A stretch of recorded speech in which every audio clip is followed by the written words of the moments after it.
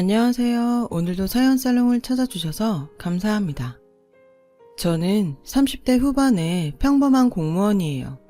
부족하지도 풍족하지도 않은 평범한 집안에서 자랐고 성격도 특별히 모난 구석 없이 남들만큼 원만하고 남들만큼 평범한 축에 들었죠.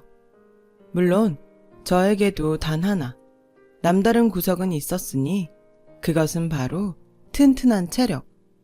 친정 부모님으로부터 물려받은 체력인데요. 학창시절 체력장은 늘 제가 1등에 운동선수 제의도 심심찮게 받아왔을 정도였어요. 사회인이 되고부터는 특별한 구석이 하나 더 늘었네요. 투철한 직업의식이요. 처음엔 그냥 세상 흘러가는 대로 물 흐르듯 정착한 공무원이었지만 각자의 자리에서 최선을 다하는 선배님들의 모습을 보며 하루하루 자부심을 쌓아왔어요. 사회의 안녕에 이바지하고 있다는 자부심 하나로 위험을 무릅쓰고 내달릴 만큼 말이죠. 그런 자부심에 상처를 입고야 말았던 사건이 오늘의 제 사연이에요. 공무원 생활이 안정되어 갈 무렵 저는 지인을 통해 만났고 연애를 이어오던 남자와 자연스럽게 결혼을 하게 되었어요. 홀어머니와 노총각 친형 하나를 둔 남편은 가난한 집에서 자랐지만 구김살 하나 없이 늘 성실하며 포근한 사람이었습니다. 남편의 포근한 모습은 아마도 시어머니를 닮지 않았나 싶었어요. 시댁에 결혼 허락을 받으러 가던 날, 처음 마주한 시어머니는 남편처럼 포근한 사람이었고 훌륭한 음식 솜씨와 함께 저를 아주 크게 반겨주었죠. 어떻게 나름 준비를 한다고 해봤는데 찬들이 입에 맞을지 모르겠구나. 정말 맛있어요. 음식 솜씨가 일품이세요. 다행이구나. 하기사 평생 살림만 하고 산 솜씨가 어디 가겠냐마는 얘기가 나와서 말인데 요즘 같은 시절에 태어났으면 너처럼 훌륭한 직업도 갖고 했을 건데 그게 살짝 아쉬워요. 에이, 과찬이 심하세요. 저야 물론 제 직업에 자부심을 갖고 있지만 남들 보기에는 똑같은 공무원인데요 뭐. 공무원이라도 아랫사람 부리듯 막대하는 사람들도 너무 많고요. 그건 그 사람들이 나쁘고 못된 거지. 너 같은 사람들이 이 세상에 얼마나 중요한데. 말씀만으로도 힘이 되네요. 감사합니다. 조금만 더 솔직해지자면야 너도 보아서 알다시피 우리 형편이 영 좋지가 못해요. 집안에 특출난 인물도 하나 없이. 그러니 얼마나 고마운 일이니.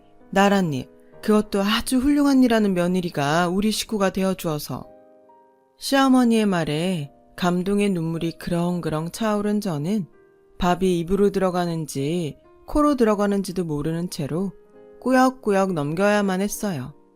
사실 시댁에 인사를 드리러 가기 바로 전날에 저와 동료들을 업신여기는 민원인으로부터 험한 꼴을 당하고 속이 살짝쿵 상해 있던 참이었거든요.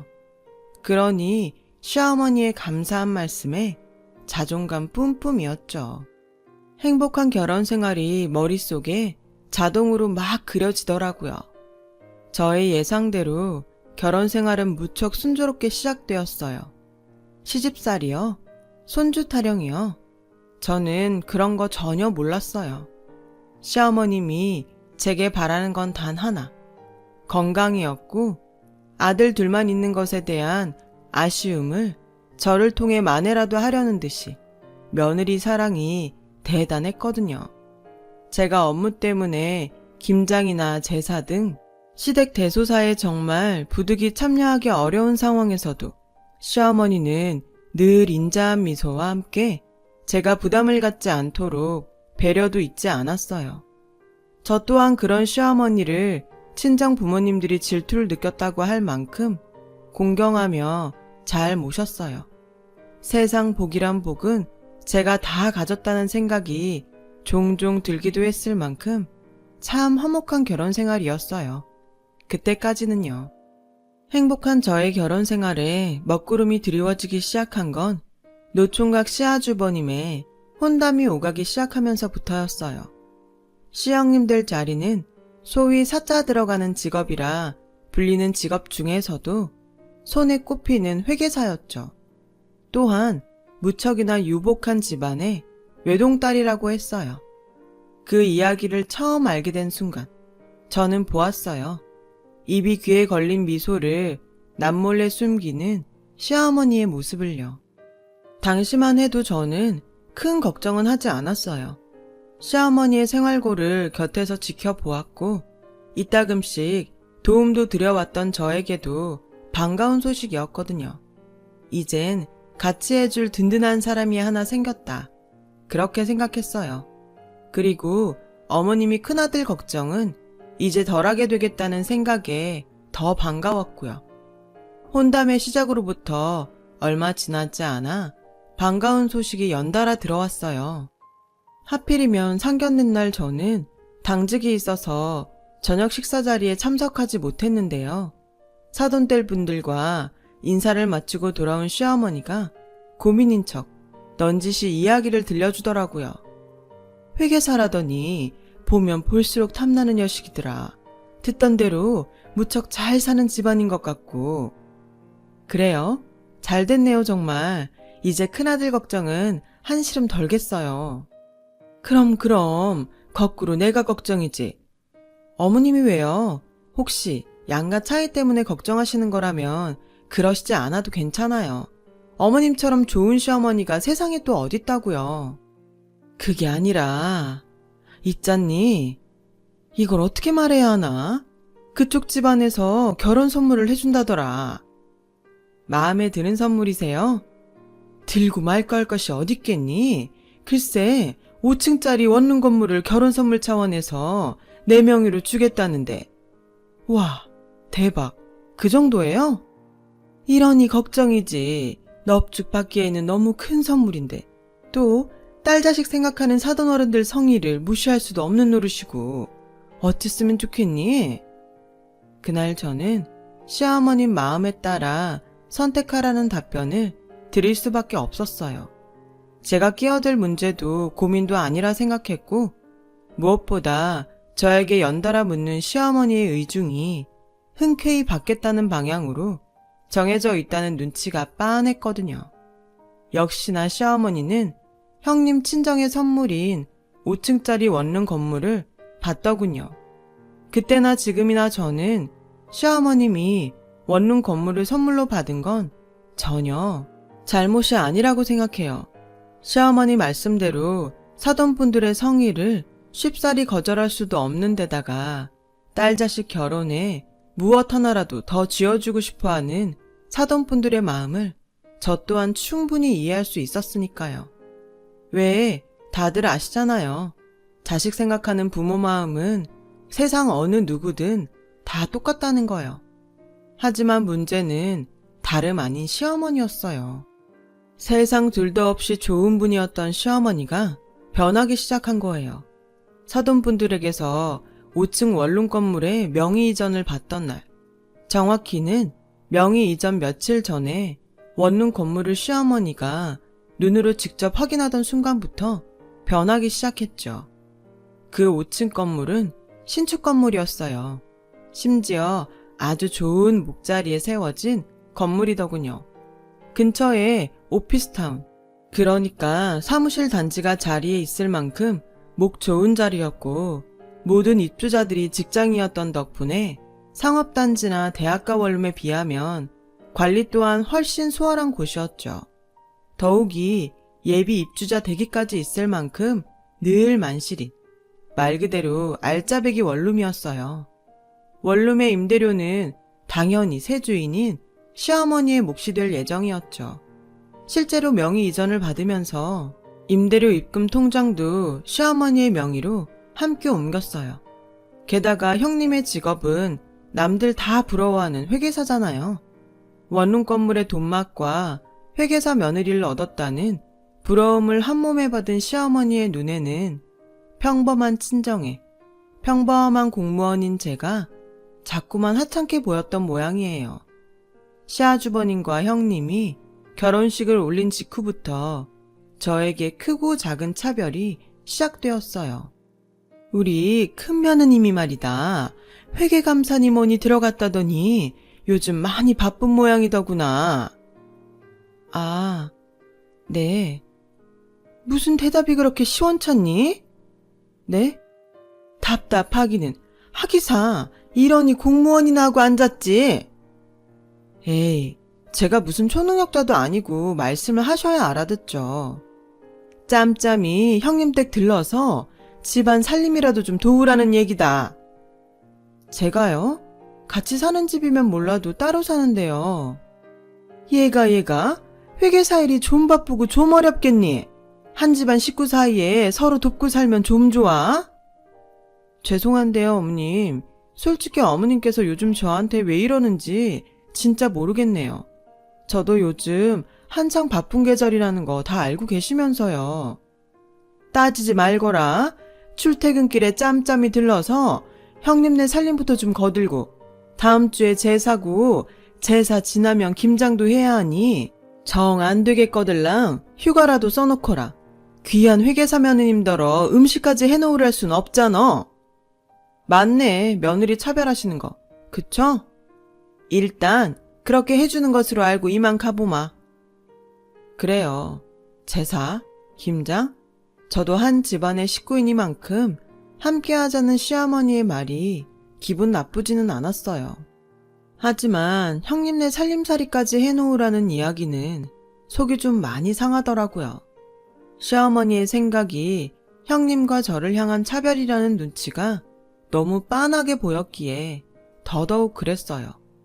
제가 그런 눈치를 채거나 말거나 시어머니의 차별은 갈수록 노골적이 되어갔어요. 이 세상 좋은 건 모두 형님 덕분. 시어머니의 모든 사랑 또한 형님 차지였어요. 저요? 잘못한 것도 없는데 천덕꾸러기가 되었죠. 이 세상 모든 나쁜 건 다 저 때문이었고 시어머니의 미움 또한 저희 차지가 되어버렸거든요. 그놈의 돈 타령, 고맙고 든든한 원룸 타령, 집안 타령도 갈수록 심해지더라고요. 입만 열면 원룸이 어쩌고 저쩌고. 이래서 결혼은 공짜가 아니라는 말을 대놓고 하지를 않나. 수시로 회계사인 형님의 직업과 공무원인 저의 직업을 비교하셨어요. 그때마다 저는 제가 왜 그래야 하는지 의문스러워하면서도 시어머니에 맞서 스스로를 변호해야만 했죠. 공무원이긴 하지만 못 배운 거 아니다. 형님 못지않은 대학 졸업했다. 5층짜리 원룸 건물은 아니지만 혼수도 부족함 없이 해올 만큼 해왔으니 그만 좀 무시해라. 그러나 아무리 변호를 해봤자 시어머니의 차별은 그치질 않았고 결국 터질 것이 터지고야 말았어요. 줄곧 저를 괴롭혀왔던 시어머니가 끝끝내 직장까지 찾아와서는 지친 동료들과 함께 도시락으로 간신히 끼니를 때우는 저에게 형님네 이야기를 꺼내더군요. 큰 며느님네 신혼집 이사한다는 얘기 못 들었니? 들었어요. 월차 써야지. 해도 너무하시네 진짜. 왜요? 그날 가서 이삿짐 나르라고요? 형님 내외는 그날 업체만 불러놓고 출근한다면서요. 이사가는 당사자도 업체한테 맡기고 말겠다는데 주인도 없는 이사 자리에 안 그래도 바쁜 제가 월차까지 내가면서요? 제가 무슨 이 집안 일꾼입니까? 에이, 누가 너더러 이삿짐 나르래? 그런 얘기 맞잖아요. 무슨? 이삿짐은 인부들이 나를 테니 넌 가서 청소랑 걸레질이랑 좀 하라는 소리지. 행여나 새집 증후군 같은 거 없도록. 아니요, 못해요. 예정에도 없는 월차를 갑자기 쓸 수는 없어요. 제가 그래버리면 안 그래도 인력 부족해서 고생인 동료들이 더 힘들어지고 그러다 사고 나서 다칠 수도 있어요. 쓸 수 있다고 해도 제가 싫으네요. 말씀 끝났으면 그만 가주시죠. 저 지금 근무 중이라. 근무는 무슨? 한가하게 밥이나 처잡수고 있구만. 저희는요, 밥 먹고 휴식 취하는 것까지가 다 근무예요. 그러니까 되도 않는 말로 업무 방해하지 말고 그만 가시라고요. 그깟 몸 쓰는 공무원 주제에 바쁘고 힘들기는 무슨? 책상머리에서 서류랑 씨름하는 회계사만 하겠어? 그 순간 식사하던 동료들의 얼굴에 그림자가 드리워졌어요. 온갖 위험을 넘나들면서도 자존감 하나로 버티는 일이 저희 직업인데 시어머니가 그 자존감을 뭉개버린 것이죠. 제가 시어머니를 밖으로 내보내려 하거나 말거나 시어머니는 다 들으라는 듯 큰 소리로 진상을 떨어댔습니다. 왜? 내가 틀린 말이라도 했든? 그만하고 나가라니까요. 다들 듣고 있는 거 안 보여요? 속상해하는 거 안 보이냐고요. 아닌 말로다가 그깟 공무원이 뭐 대단한 직업이라고, 사회적으로 대접받는 직업이라면은 우리 큰며느님처럼 사자 들어가는 회계사 정도는 되어야 하는 것이지. 대단한 돈 벌지도 못하는 꼴랑 공무원 주제도 사람이라고 밥이 입으로 넘어가니? 밥이? 결국 그 자리에 있던 모든 동료들은 수저를 내려놓으며 자리를 피해버렸고 그간 애써 참아왔던 저의 자부심에도 금이 가버렸어요. 이런 이야기나 듣자고 제 몸 다쳐가면서 사회와 국민의 안녕을 위해 힘써왔던 건 절대 아니거든요. 대단한 영광까지는 바라지 않았지만 적어도 그런 취급을 받아서는 안 되는 사람들이라고요.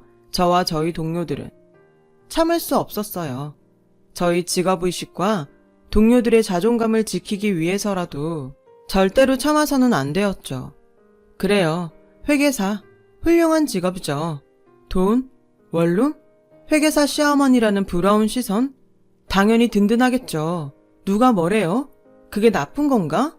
오히려 나쁜 건 그런 것들을 함부로 못되게 휘두르는 사람이죠, 어머님같이. 뭐? 너 그게 지금 시어머니에게 말하는 태도가 맞다고 보니? 이게 어디서 주제도 모르고? 여기가 어딘 줄이나 알아요? 우리가 어떤 사람들인 줄은 알고 있는 거예요? 끽해야 공무원 나부랭이 뻔하지. 그 끽해야 공무원 나부랭이 보호하라고 만든 법이 생각보다 꽤 세거든요. 경고하는데 3초 안에 안 나가면 그 법이 얼마나 무서운지 알게 만들어드리죠. 방금 그 말, 영 끊겠다는 말로 들리는구나. 돈에 영혼을 갖다 바쳤어도 말은 똑바로 하셔야죠. 인연은 그쪽에서 먼저 자른 거고 살다가 언젠가 한 번은 우리 같은 사람한테 도움받을 일, 고마워할 일 분명히 생길 거예요. 인연이? 어딜 자꾸 기어올라. 시엠이 쓰러져 죽는 꼴 보고 싶어가지고 아주. 죽는다는 말은 딴 데 가서 하세요. 여긴요. 죽는다 어쩐다 그런 말 함부로 할 수 있는 데가 아니에요. 알아들었으면 검거돼서 끌려가기 전에 본인 발로 곱게 나가주세요. 한때나마 며느리였던 사람이 해주는 마지막 배려니까. 결국 시어머니는 쫓겨나듯 떠났어요. 그 와중에도 체면을 차리는지 코웃음 팍팍 쳐가면서요. 그렇게 저는 시댁과 의절하게 되었습니다. 남편이요. 남편은 진작부터 시댁과 거리를 두자고 얘기해 왔었어요. 그동안 쭉 시어머니의 며느리 차별을 못마땅하게 생각했었고 저와 함께 수시로 맞서주기도 했었고요. 오히려 그날 저와 시어머니의 다툼 이야기를 듣고는 잘했다며 칭찬해 주었죠. 저야 시댁과 의절하면서 다소간의 안정을 찾았지만 시어머니가 동료들에게 떨어댄 진상은 동료들의 마음에 큰 흉터를 남겼고 저는 한동안 그 흉터를 보듬고 다독이느라 부단히 애를 써야만 했어요. 고맙게도 동료들은 금방 괜찮다고 저를 다독였지만요. 사실 저희를 업신여기는 진상들은 종종 만나왔었거든요. 짧은 진통 끝에 비로소 저희는 일상으로 돌아왔고 늘 그래왔듯 사회의 안녕을 위해 최선을 다했어요. 저 또한 긴 소랑 끝에 맞이한 평화들이 무척이나 반가웠죠. 하지만 사고는 언제나 예고 없이 찾아오는 법이잖아요. 끊겼던 저와 시댁의 인연은 의절로부터 몇 년 뒤 갑작스런 사고로 인해 국면 전환을 맞이했어요. 어느 5층짜리 원룸 건물에 대형 화재가 발생했어요. 시어머니의 건물이었어요. 다행히도 그 건물에는 과거 제가 강력하게 주장했었던 덕분에 화재 경보가 잘 준비되어 있었고 원룸 입주자들은 신속하게 대피를 할 수 있었어요. 하지만 단 한 사람은 그렇지 못했더군요. 누가 업어가도 모를 만큼 깊게 잠드는 스타일인 시어머니였어요. 시어머니가 콜록거리며 정신을 차렸을 때는 사방이 거센 불길에 휩싸인 상태였답니다. 꼼짝없이 죽을 위기에 처한 시어머니의 머릿속에 주마등이 한창 흘러가고 있던 그때 어느 소방관 하나가 불사를 헤집으며 나타나더니 자신의 산소 마스크를 시어머니에게 씌워주면서까지 필사적으로 구해내었대요. 덕분에 불상사를 면한 시어머니는 병원에서 태어나기 무섭게 제 앞으로 달려오더군요. 이제 끝이라고 생각했어. 꼼짝없이 죽는 줄로만 알았단다. 죽어가는 와중에도 어찌나 너의 얼굴이 아른거리던지. 저질러 놓은 잘못도 모르고 염치도 없이. 그래서 사과하러 오신 거예요? 아무렴 병원에서 치료받는 내내 죄책감에 괴롭더구나. 그래도 다행이네요. 화상은 없는 것 같아 보여서. 화상 그거 안 겪어본 사람은 몰라요. 얼마나 고통스러운지. 다행은 무슨, 너랑 동료들한테 잘못한 벌조차 제대로 받지도 못한 거지. 이런 며느리 세상 어디 또 있다고 그런 몹쓸 행동들을 했는지.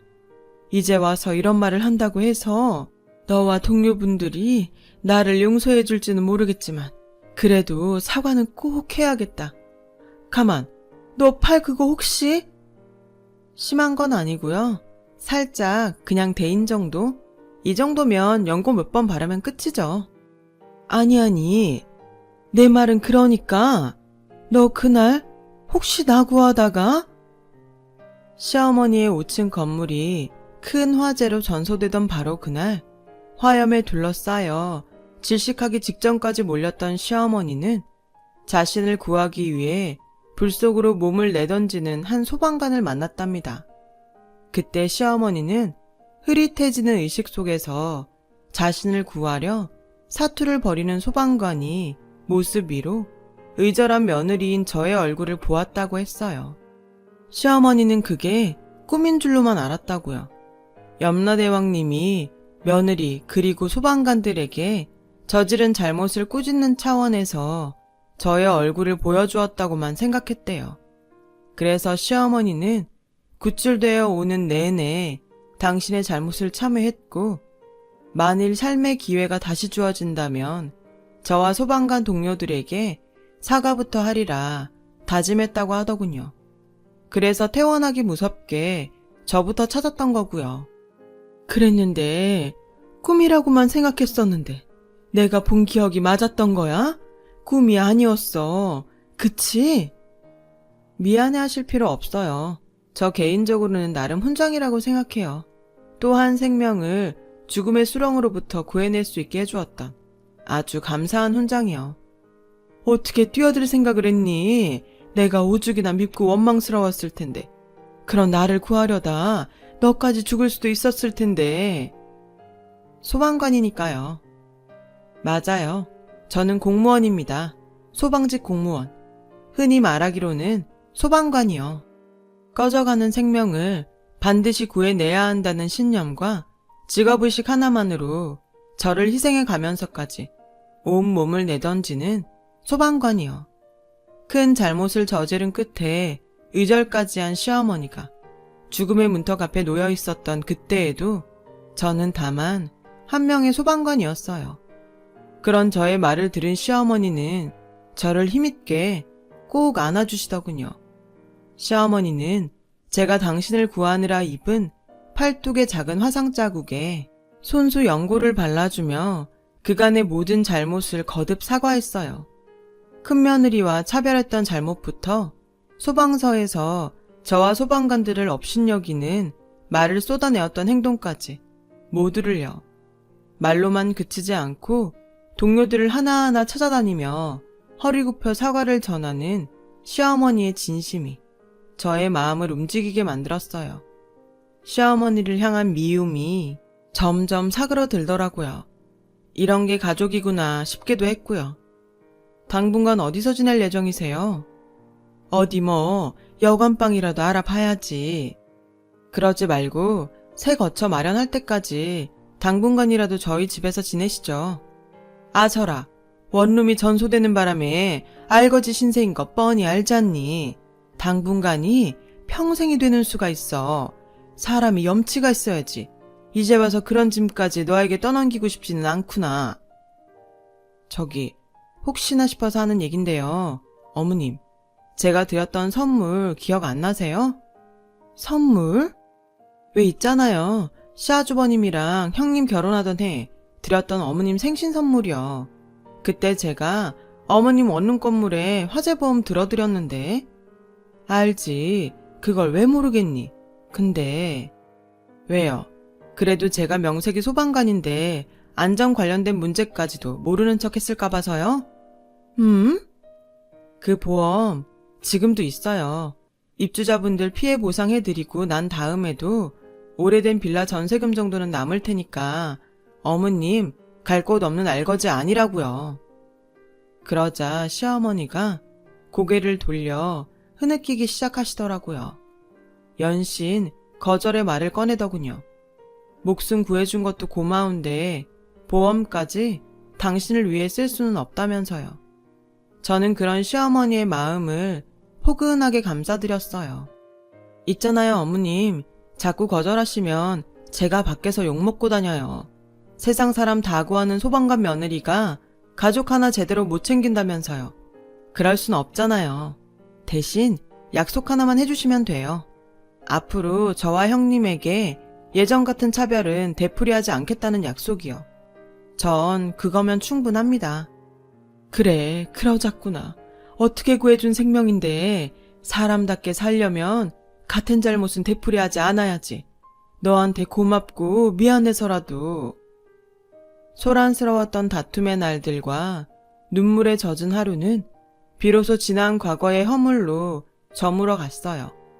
시어머니는 원룸 입주자들에게 피해 보상을 해주고 남은 화재 보험금으로 마련한 작은 빌라에서 지내고 있어요. 죽음의 문턱에서 한 번, 전 재산을 날려먹은 거짓골에서 한 번, 그렇게 2번 기사회생한 셈이죠. 그 격렬한 사선을 넘나들면서 가슴 깊은 참회를 이루었던 덕분일까요? 시어머니는 세상 좋은 분이었던 옛 모습을 되찾았답니다. 가끔씩 저희 소방서로 맛있는 간식도 해다 주시고요. 큰 며느리, 작은 며느리 차별이요? 당연히 없죠. 똑같은 사랑을 베풀고 계세요. 그 사랑이 어찌나 대단하던지 수시로 멋쩍은 일까지 생길 지경이에요. 왜냐하면 시어머니는 지금 이 시간에도 친구분들 앞에서 소방관 며느리 칭찬을 입이 닳도록 전하고 있을 테니까요. 여러분 곁에는 자신의 목숨을 담보로 꺼져가는 생명을 구하기 위해 한몸 기꺼이 내던지는 소방관이 늘 함께하고 있습니다. 그러나 저희의 힘만으로는 부족해요. 가끔 소방차나 구급차가 요란한 사이렌을 울리며 달릴 때면 짜증을 내기보다는 옆 차선으로 잠깐 길을 비켜주시는 것이 어떨까요? 여러분의 작은 배려 하나가 소방관들에게는 큰 힘이 됩니다. 꺼져가는 생명에게 황금 같은 배려를 건네는 여러분들이야말로 진정한 영웅 아닐까요? 글솜씨가 부족한 탓에 두서없는 이야기가 되었네요. 들어주셔서 감사합니다. 오늘도 안전하세요. 여러분, 사연 댓글에 응원과 현명한 조언 부탁드려요. 좋아요와 구독은 저에게 큰 힘이 됩니다.